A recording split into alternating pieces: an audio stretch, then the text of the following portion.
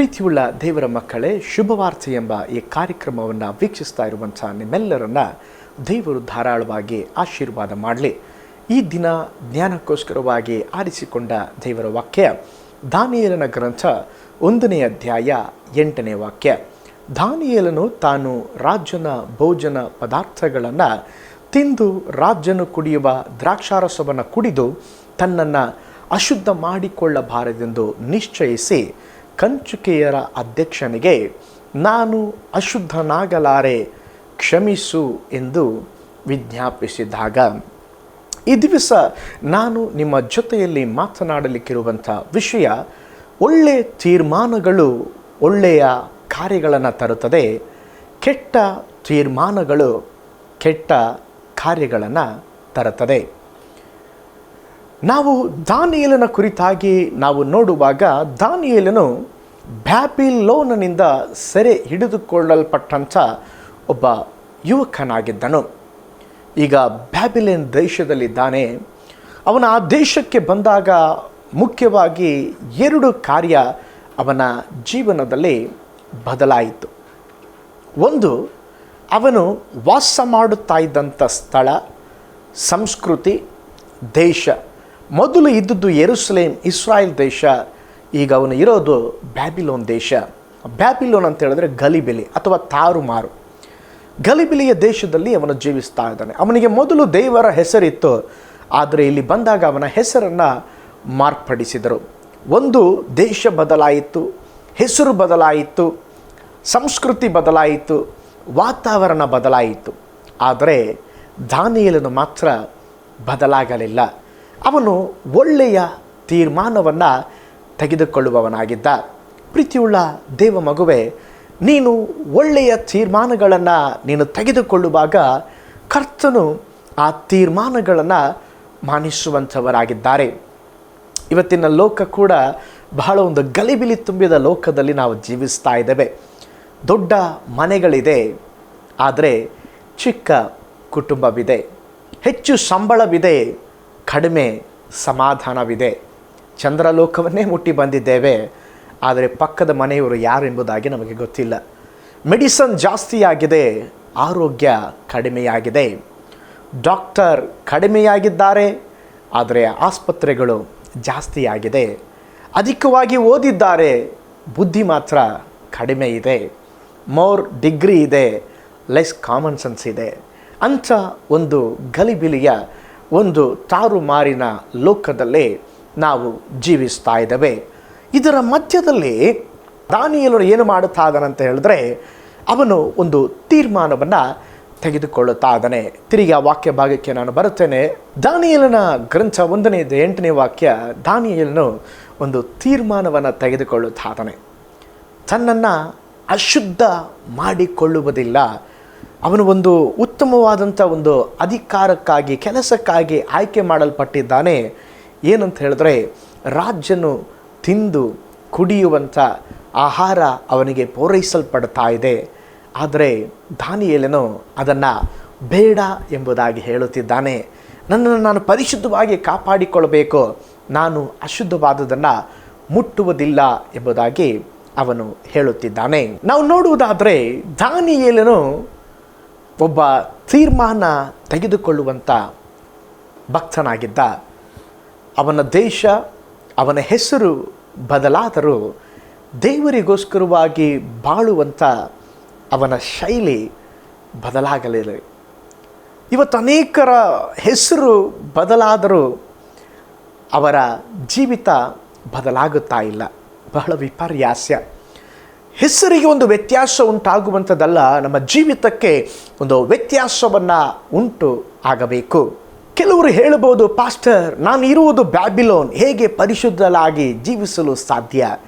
ದಾನಿಯೇಲನಿಗೆ ಸಾಧ್ಯವಿರೋದಾದರೆ ನಮಗೂ ಕೂಡ ಸಾಧ್ಯ.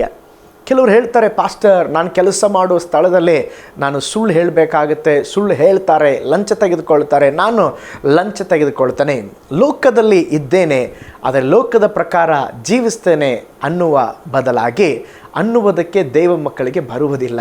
ನಾವು ಲೋಕದಲ್ಲಿ ಇದ್ದರೂ, ಲೋಕದಲ್ಲಿ ಜೀವಿಸಿದರೂ ಲೋಕದವರಲ್ಲ. ನಾವು ವ್ಯತ್ಯಸ್ತವಾಗಿರಬೇಕು. ದೇವರು ನಮ್ಮನ್ನು ಈ ಬ್ಯಾಬಿಲೋನ್ ದೇಶಕ್ಕೆ ಕರ್ಕೊಂಡು ಬಂದಿದ್ದಾನೆ.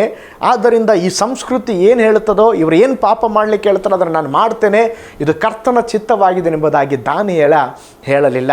ಅವನೊಂದು ವ್ಯತ್ಯಸ್ತವಾದ ತೀರ್ಮಾನ ತೆಗೆದುಕೊಳ್ಳುತ್ತಾ ಅದನ್ನೇ, ನಾನು ನನ್ನನ್ನು ಅಶುದ್ಧ ಮಾಡಿಕೊಳ್ಳಲಾರೆ.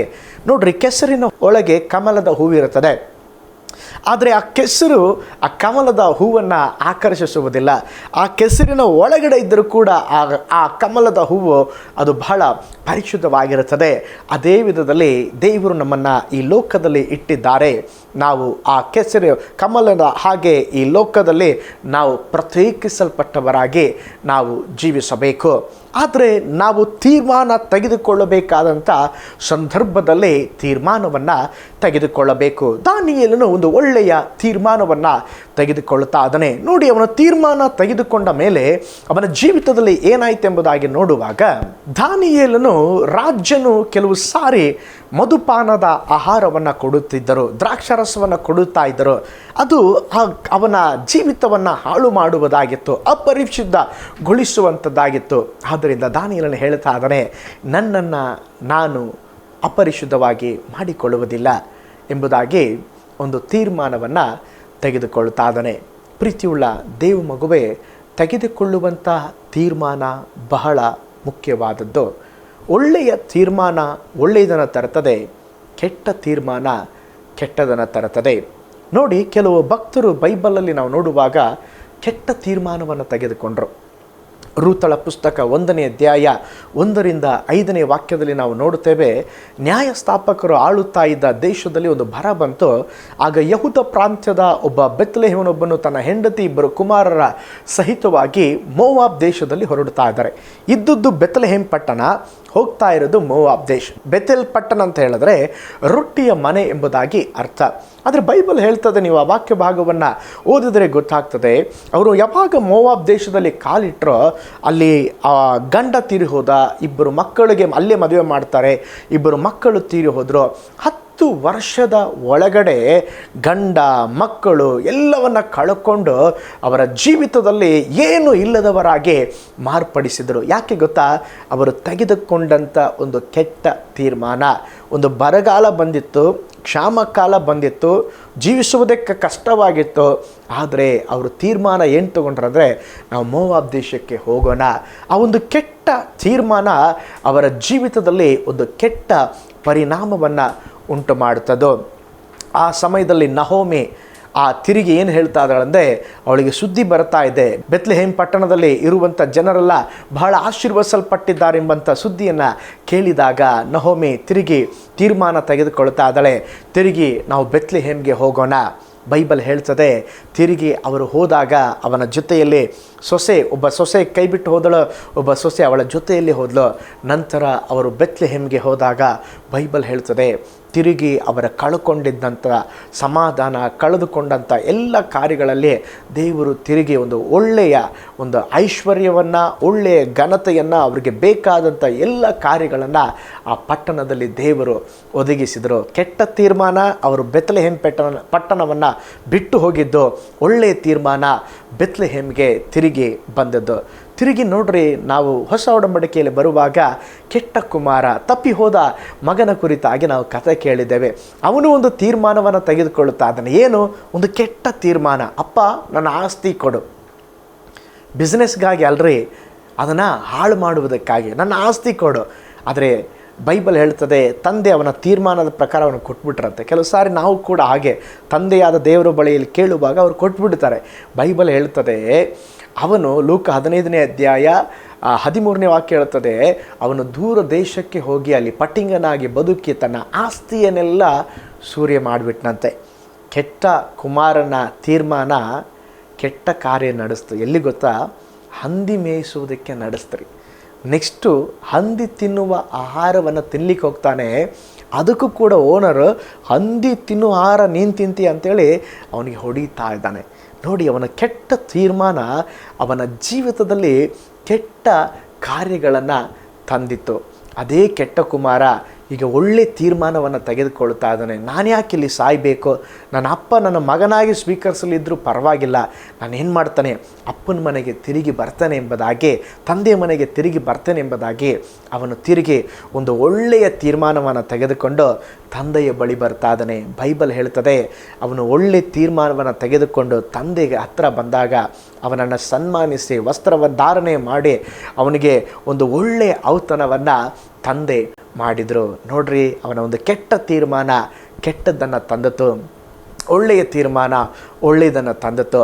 ನಹೋಮಿಯ ಒಂದು ಕೆಟ್ಟ ತೀರ್ಮಾನ ಕೆಟ್ಟದ್ದನ್ನು ತಂದಿತು, ಒಳ್ಳೆಯ ತೀರ್ಮಾನ ಒಳ್ಳೆಯದನ್ನು ತಂದಿತ್ತು. ಬಾರ್ತಿಮಾಯನ ನೋಡುವಾಗ ಅವನು ಕೂಡ ಒಂದು ಒಳ್ಳೆಯ ತೀರ್ಮಾನ ತೆಗೆದುಕೊಳ್ತಾ ಇದ್ದಾನೆ. ಏಸಪ್ಪ ಹೇಳ್ತಾ ಇದ್ದಾರೆ, ಬಾ ಬಾರ್ತಿಮಾಯ, ಅವನು ಯೇಸುವನ್ನು ಕರೆದ, ದಾವಿದ ಕುಮಾರನೇ ನನ್ನನ್ನು ಕರುಣಿಸು.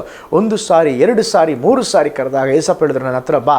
ಬೈಬಲ್ ಹೇಳ್ತದೆ, ಅವನು ತನ್ನ ಹೊದಿಕೆಯನ್ನು ತೆಗೆದುಕೊಂಡು ಅಥವಾ ಹೊದಿಕೆಯನ್ನು ಬೀಸಾಕಿ ಯೇಸುವಿನ ಬಳಿಗೆ ಬಂದಂತೆ ಅವನ ಜೀವಿತ ಬದಲಾಯಿತು. ನೋಡ್ರಿ, ನೀವು ತೆಗೆದುಕೊಳ್ಳುವಂಥ ತೀರ್ಮಾನ ಇದೆ ಅಲ್ವಾ, ಒಳ್ಳೆಯ ತೀರ್ಮಾನ ತೆಗೆದುಕೊಳ್ಳುವಾಗ ದೇವರು ನಿಮಗೆ ಒಳ್ಳೆಯದನ್ನೇ ಮಾಡುವವರಾಗಿದ್ದಾರೆ.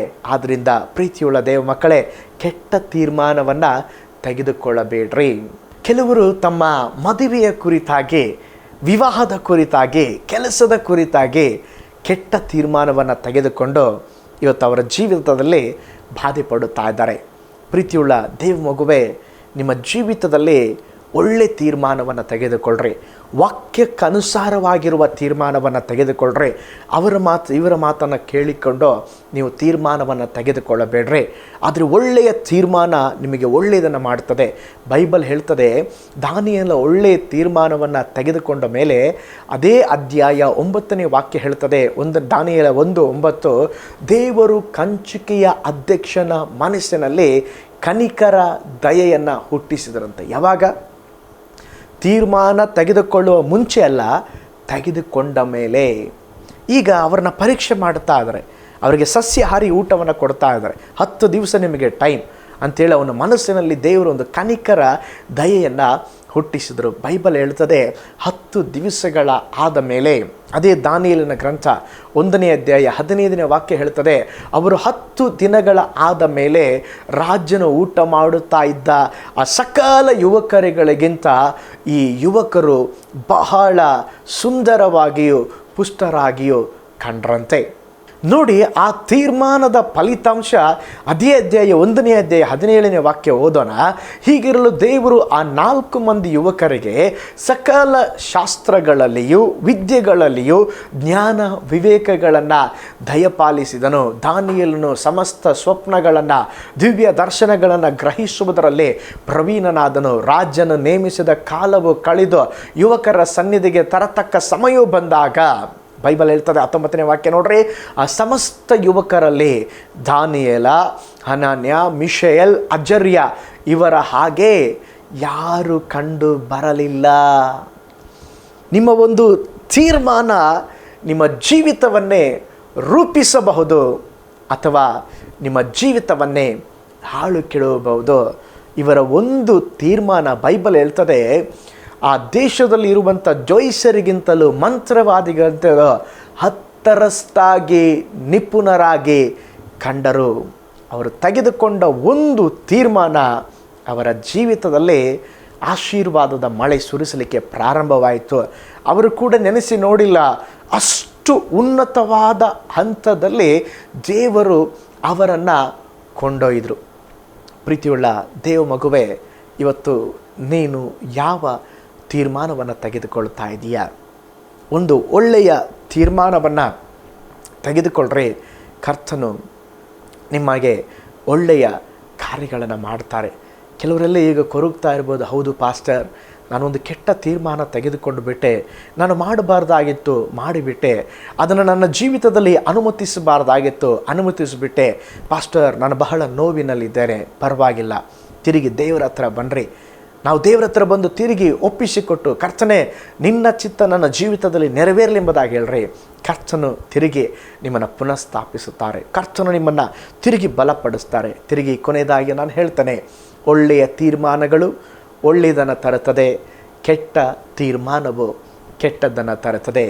ಹಾಗಾದರೆ ನೀವು ಒಳ್ಳೆಯ ತೀರ್ಮಾನ ತೆಗೆದುಕೊಳ್ತಾ ಇದ್ದೀರಾ, ಕೆಟ್ಟ ತೀರ್ಮಾನವನ್ನು ತೆಗೆದುಕೊಳ್ತಾ ಇದ್ದೀರಾ? ನಿಮ್ಮನ್ನೇ ನೀವು ಪರೀಕ್ಷಿಸಿ ನೋಡಿ. ಕರ್ತನು ನಿಮ್ಮನ್ನು ಧಾರಾಳವಾಗಿ ಆಶೀರ್ವಾದ ಮಾಡಲಿ. ನಾವು ಪ್ರಾರ್ಥನೆ ಮಾಡಿಕೊಳ್ಳೋಣ.